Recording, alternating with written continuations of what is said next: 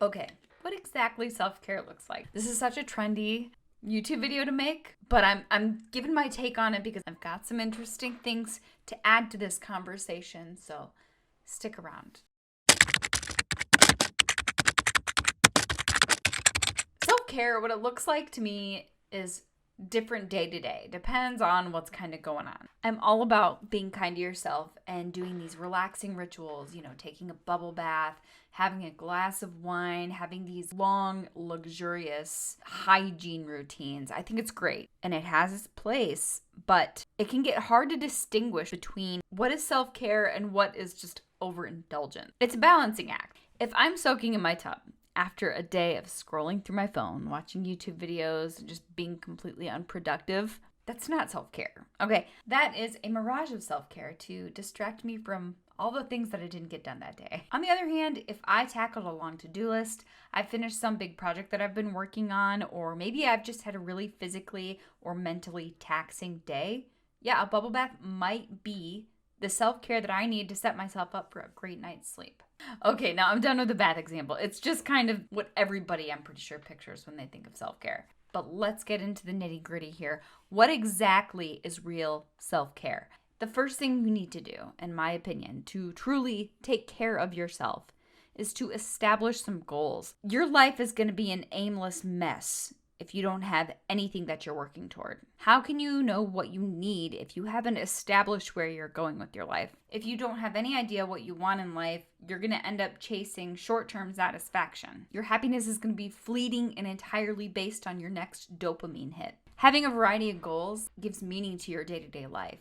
It can even make doing really hard and difficult tasks enjoyable because you know that there's an amazing reward at the end of it. So at some point, I think it's really important to sit down, write down your goals for the day, the month, and even the year. I think having those long-term goals really sets you up for some purpose when you're writing down your daily goals. Another thing that I think is really key for taking care of yourself, and this might sound counterintuitive. Think of yourself less. It's a quote from somebody, I'm not sure who from. Don't think less of yourself, think of yourself less. When you focus inward too much, it makes you neurotic.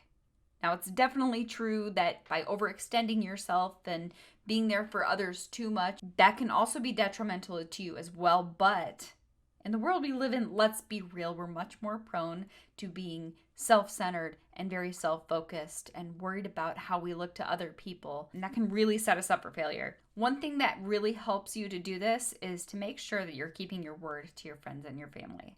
I think it has become so acceptable in today's world to cancel plans last minute, and it's almost become a trendy thing in my generation. It's like, I'm so introverted. I get excited when people cancel plans last minute. And I'm not gonna lie, sometimes I definitely do feel like that. But I think it is character building to keep your word. And when you make plans with somebody, follow through with them. Don't cancel last minute, because a lot of times for me, I won't feel like going out somewhere, but once I'm out, I am enjoying myself, and I'm so glad. I'm always glad I hung out with certain people. So if you really don't want to make plans with somebody, just don't make them to begin with. Once you make them, though, stick with them. Another way to do this is if you know a friend or a family member needs help with something, offer to do them a favor, offer to help them. But my best tip for thinking of yourself less is to approach conversations with the idea that you just want to hear this other person. Come at it with a I'm here to learn mindset. I think a lot of times we're constantly listening for cues for us to interject our point of view or a story that we want to relay to the other person. Conversations don't always have to be exchanging of stories. If someone's telling you about something that's going on in their own life, just let that be the experience. You don't need to relay your own story all of the time. Sometimes, but not all the time. Let this be an exercise. Something that's definitely key for taking care of yourself is doing a regular audit of things like, how are you doing physically? How are you doing mentally? How are your relationships? How's your spiritual life? If you have been living like a sloth, maybe schedule in some time to go to the gym. If you're chronically exhausted, maybe you need to cut back on the amount of times you're going to the gym, or maybe you need to adjust your diet. If your finances are suffering, maybe you need to adjust your budget. If you're emotionally just off or feeling down more often than not, maybe you need to do a little spiritual assessment, address your conscience, make sure all things are okay deep down.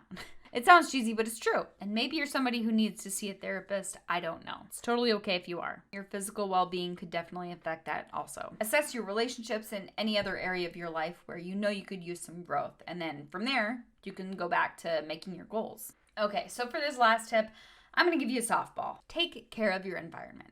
I'm convinced there is nothing that will deteriorate your life faster than your eyeballs constantly being assaulted by a filthy, unorganized home. I'm definitely not perfect at this, but I definitely have certain non-negotiables that happen every day before I leave for work in the morning and before I go to bed at night. For me, it's things like making my bed in the morning before I go to work, wiping down my counters, and cleaning my kitchen at night. If you let these kinds of things slide all the time, I promise you it's going to affect your mood.